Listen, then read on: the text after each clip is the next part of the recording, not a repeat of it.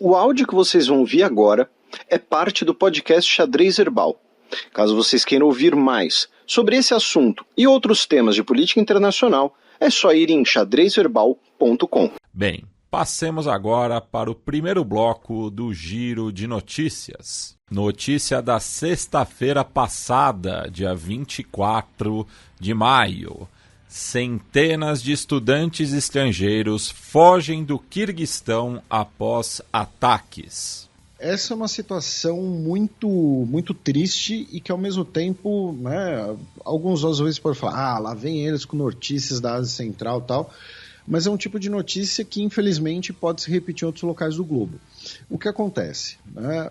Inclusive, recentemente, né, a gente tem falado bastante aqui do fato, por exemplo, do Milei, na Argentina, criticar, né, que estudantes estrangeiros possam estudar de graça nas universidades públicas argentinas. O Quirguistão, assim como a maioria dos ex-países soviéticos, tem ensino superior gratuito. E por conta disso, o país tem cerca de 60 mil estudantes de ensino superior estrangeiros. Muitos deles em medicina, segundo dados de 2001 citados pela Reuters, são cerca de 10 mil estudantes paquistaneses no país e 14.500 estudantes indianos. E aí, em uma... não sei se o termo correto seria um bar ali, uma confraternização, alguma coisa assim, estudantes quirguizes se envolveram numa briga com estudantes árabes. Os quirguizes teriam levado a pior nessa briga, e aí foi formada uma multidão, tá? uma turba, para atacar os estudantes estrangeiros. 4 estudantes paquistaneses foram mortos, 3 mil paquistaneses fugiram do país, inclusive. Os governos de Paquistão e Índia pediram que os seus cidadãos ou saíssem do país ou evitassem sair nas ruas. Teve também comércios ligados a essas comunidades, né? Então, não sei o que seria exatamente, mas imagino, por exemplo, um mercadinho que venda produtos paquistaneses, produtos da Índia, né? Foram atacados, assim como alojamentos, pensões que tem esses estudantes. Então foi um episódio de xenofobia, misturado também ao fato do Quirguistão estar numa crise política, né, nesses últimos anos, que a gente acompanhou um pouco aqui. Então, infelizmente, tivemos 4 pessoas mortas. E no próprio Paquistão, nós também essa semana tivemos combates entre as forças do governo e também forças do Talibã paquistanês no norte do país, né, na província de Khyber Pakhtunkhwa, né, onde fica a cidade histórica de Peshawar, e 7 soldados paquistaneses e 23 integrantes do grupo morreram nos combates. Notícia do último domingo, dia 26 de maio. Burkina Faso prolonga o regime militar por 5 anos. A junta militar originalmente havia prometido eleições para o próximo mês de julho, né?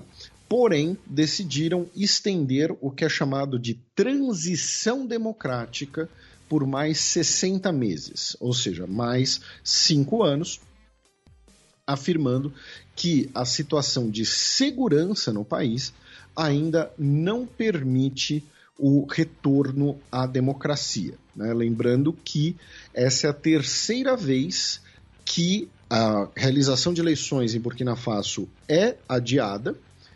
E tem uma outra questão, que é, pela primeira vez, é mencionado que o Ibrahim Traoré, que é o atual chefe da junta militar que governa o país, poderá ser candidato. Tá? Não cita ele nominalmente, diz apenas que os integrantes do Comitê Nacional, né, que é o eufemismo da junta militar, poderão ser candidatos, né? Falando em ditadura militar e no continente africano, vamos passar para a Nigéria, porque essa semana aconteceu algo que, assim, acho que não estava na pauta, no radar de ninguém, nem do nosso querido Augusto Chidozzi, porque o que aconteceu? Em questão de 4 dias, ou seja, não era uma discussão nem que existia no último programa. Em 4 dias, o Congresso Federal da Nigéria aprovou a mudança do hino nacional do país. Tá? O hino nacional que era utilizado até pouco tempo atrás, né, o hino nacional que ouvimos nas Copas do Mundo, vamos colocar assim, era um hino de 1978, tá, que foi composto e imposto, né, pelo então governo militar, né, pós-guerra de Biafra, inclusive. E agora foi retomado o hino de 1960, tá, de quando logo depois da independência nigeriana. O velho novo hino se chama Nigéria, Nós Saudamos Você. Né? E isso gerou assim, uma série de críticas por 2 motivos. O primeiro muita gente está dizendo, não, o governo fez isso para mudar o foco dos problemas econômicos do país. E o segundo motivo é que foi um hino composto por uma pessoa, né, de origem nigeriana, a Lillian Jean Williams, porém que era britânica. Então ela usa termos nesse hino que algumas pessoas consideram hoje problemáticos, digamos assim. Né? Então é um hino que fala, por exemplo, em tribos, né? Enfim, questões assim. Então também gerou esse debate de que seria um hino que já estaria obsoleto, entendeu? Devido ao contexto de quando ele foi produzido. Datado. Datado. Muito, muito bom. Seu domínio do vernáculo é sempre incrível. E, finalmente, essa semana também tivemos eleições para o parlamento em Madagascar. Lembrando que nas últimas eleições presidenciais de Madagascar nós tivemos uma série de críticas internacionais de irregularidades, violações, né? O presidente, né, que se reelegeu é cada vez mais autoritário, então muito provavelmente é uma eleição protocolar nessa semana. Notícia do começo da semana, segunda-feira, dia 27 de maio.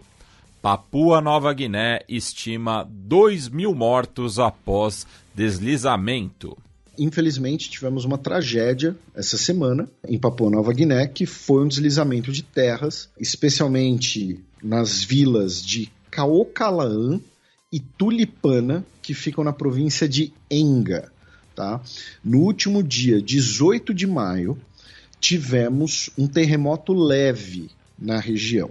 Tá? E depois tivemos chuvas muito fortes. Né? O primeiro-ministro, o James Marape, disse que foram as chuvas causadas pelas mudanças climáticas. Tá? E essas vilas que eu mencionei, elas foram basicamente engolidas, tá, no deslizamento de terra. As imagens são bizarras, assim, são trágicas mesmo, né? Infelizmente, são imagens até um pouco parecidas com imagens que vimos recentemente no Brasil, né? E 2.500 pessoas estão desaparecidas, tá? Considerando que já faz uma semana do deslizamento, considerando todas as circunstâncias, infelizmente, muito provavelmente, o número de mortes será próximo desse número final. Tá? Então, assim, foi uma tragédia. As imagens por satélite, assim, você fica meio incrédulo, porque o Guardian publicou as imagens por satélite. Em uma você tem um vilarejo, na outra você tem terra, né, no mesmo lugar onde estava o vilarejo. E ainda ali na região da Oceania, tivemos nessa semana o referendo para a mudança constitucional em Vanuatu, porém, né, o voto foi agora no último dia 29, quarta-feira, ainda não temos os resultados. Notícia da terça-feira passada, dia 28 de maio. Reformas levam milhares às ruas em protestos em Taiwan. Então, meu caro Matias, isso que está ocorrendo agora em Taiwan pode ser bastante complicado no futuro próximo, tá? Porque, assim, na prática, o parlamento de Taiwan transformou o país num semipresidencialismo, tá? O parlamento de Taiwan, nós tivemos um acordo entre os dois principais partidos da oposição. Vamos lembrar para os nossos ouvintes brevemente, né? Recentemente tivemos eleições presidenciais em Taiwan, né? E o Partido Democrático Progressista venceu novamente as eleições. É o partido da ex-presidente, né? E é o partido do novo presidente recém-possado, o Lai Ching-te, que a gente explicou aqui é o presidente de Taiwan mais pró-independência da história do país. E nós tivemos pela primeira vez uma eleição com 3 forças em Taiwan, né? Porque historicamente Taiwan era dominada pelo Kuomintang, né? Durante muito tempo foi uma ditadura, né, proto-fascista com Chiang Kai-shek. Depois virou um sistema bipartidário muito parecido com o dos Estados Unidos, né, polarizado com o Kuomintang de um lado e o Partido Progressista Democrático do outro. E aí surge um terceiro país, né, que é o Partido Popular de Taiwan, agora, que é liderado pelo Ko Wen-je, que foi candidato a presidente, que foi prefeito de Taipei, tá? E Taiwan não prevê segundo turno, porque, como eu disse, eles quase fizeram copia e cola do sistema dos Estados Unidos, alguns pontos. Então, no parlamento, o Kuomintang e o Partido Popular de Taiwan têm a maioria, tá, no Congresso do país. Lembrando que eles quase promoveram uma candidatura única, né, só que eles não conseguiram chegar num acordo até o último minuto. Então, os dois partidos se juntaram no parlamento, no legislativo, tá, e limaram os poderes do presidente. Tá? O presidente agora vai ter que apresentar relatórios regulares à casa. Tá? O parlamento vai ter poderes de inquérito que não tinha antes. O presidente vai poder ser convocado pelo parlamento para prestar satisfações sobre suas decisões do executivo, tá? Inclusive, Taiwan, por conta desse legado do Chiang Kai-shek, tinha um executivo bastante forte e, em vários pontos, a reforma ela é bastante vaga, ela é bastante dúbia. Ela fala, por exemplo, em informações relevantes, em vários momentos. O que são informações relevantes? Né, você pode definir informações relevantes de 500 maneiras diferentes. O Congresso, o presidente, o executivo e os militares também têm obrigações de divulgar informações consideradas relevantes pelo Congresso. O que são informações relevantes? A agenda do presidente é uma informação relevante? Dentro dessa agenda, o que ele discutiu com o ministro da Defesa e o que ele almoçou estão no mesmo patamar? Né? Então, nós tivemos o parlamento dando uma canetada nos poderes do presidente e muitas pessoas estão afirmando que se trata de uma interferência pró-China, não necessariamente orquestrada pela China-Pequim, mas no sentido de falar, olha só, esse cara aí ele é muito pró-independência, a gente tem que evitar que esse cara bote a ilha em risco, então vamos fazer aqui esse grande acordo nacional para limar os poderes dele. Ou pode ter sim também uma influência chinesa de Pequim. Tá? O partido do governo disse que é um excesso de poder que foi feito sem a consulta popular e foi criado o movimento de deixar a luz entrar, né, o movimento Girassol, pedindo que os parlamentares deixem a luz do sol entrar na casa, né, ou seja, a luz dessa reforma, da voz do povo, enfim.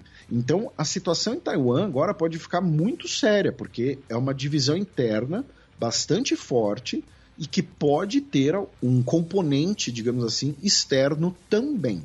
Em outras notícias envolvendo agora a China continental, foi anunciado um acordo entre as autoridades da China e dos Estados Unidos para o envio de mais um casal de pandas gigantes para o Zoológico Nacional em Washington, D.C., né, como parte aí da diplomacia do panda da China.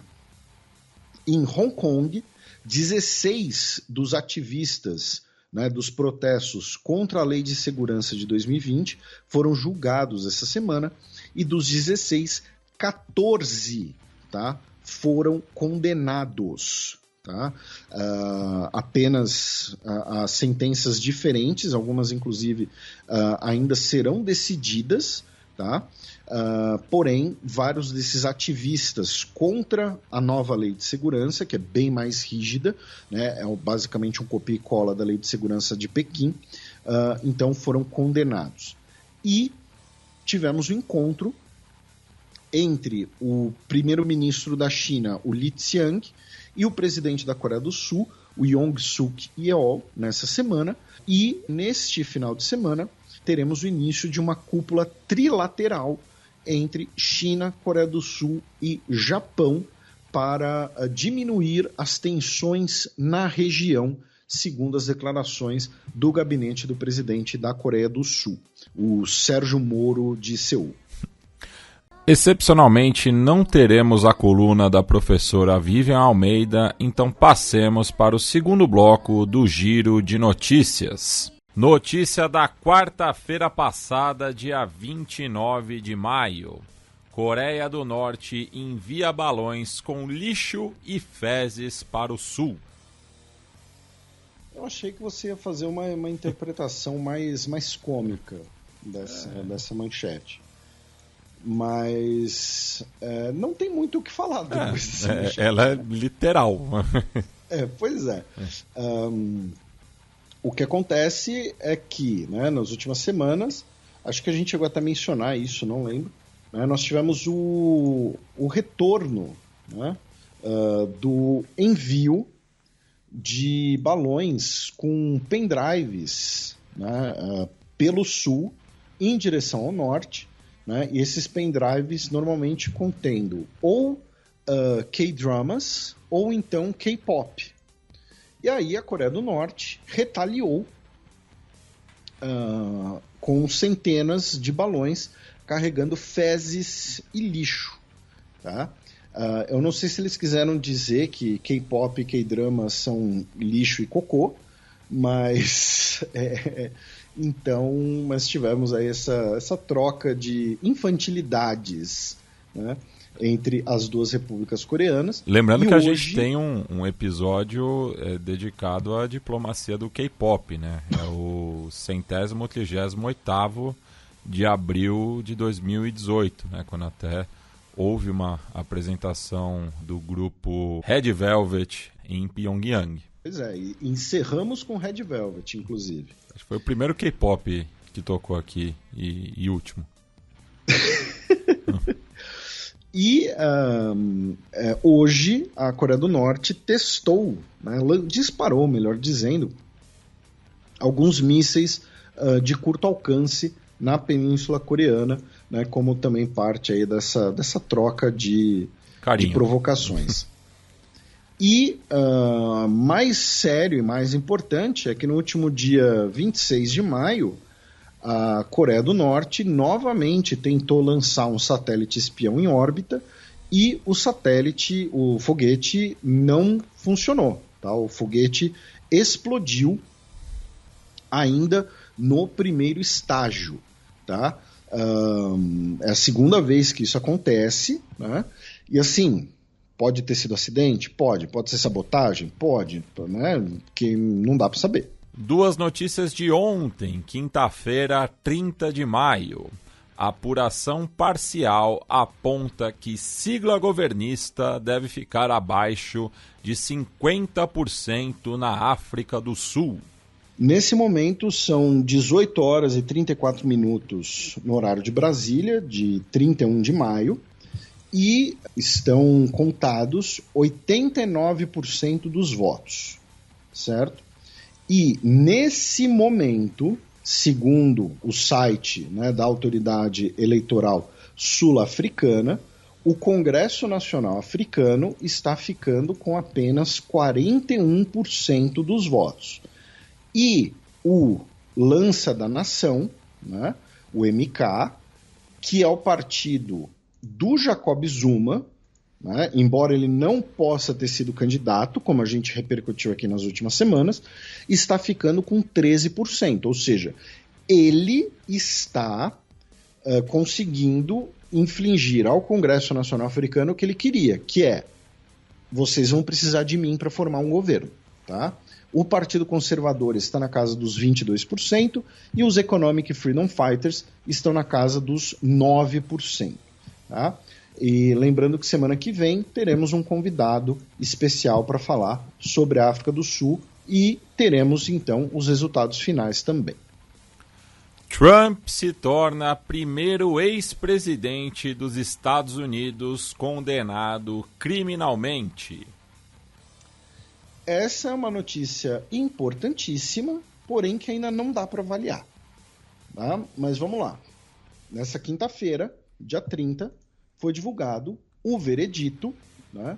E o Donald Trump foi condenado nas 34 acusações de falsificação de registro empresarial, falsificação de documento fiscal, enfim, 34 acusações criminais, tá? Ainda teremos a sentença, tá, que será no início de julho. Em teoria, o Donald Trump pode pegar até 4 anos de cana. É muito improvável que isso ocorra, entretanto. Por quê? Porque ele é réu primário e ele é idoso, tá? E esquece que é o Donald Trump, tá? Pensa que é um idoso réu primário condenado por uma fraude fiscal. Nem faria sentido essa pessoa, por isso, ir em cana, esquecendo que é o Donald Trump. Veja, eu não estou dizendo que o Donald Trump é inocente ou alguma coisa assim. Eu estou dizendo aqui, se você pensar que é um idoso, réu primário, condenado por uma falsificação fiscal, não faz sentido essa pessoa ser trancada numa cadeia, esquecendo que é o Donald Trump. Obviamente, sendo o Donald Trump, ele se torna o primeiro ex-presidente da história dos Estados Unidos condenado numa ação criminal, e agora a gente vai ver como vai ser a repercussão disso. O próprio Donald Trump disse que o verdadeiro veredito será dado em novembro, né, fazendo referência às eleições. Não dá para a gente analisar agora o efeito disso por 2 motivos. Primeiro, é algo inédito, e segundo, ainda não tem nenhuma pesquisa, né, falando, olha só, agora que o Donald Trump foi condenado, quais são as intenções de voto dele? O eleitorado fiel dele, o eleitorado trumpista, vai falar que isso é mais uma demonstração de que ele é perseguido pelo sistema. O voto dessa pessoa não vai mudar, né?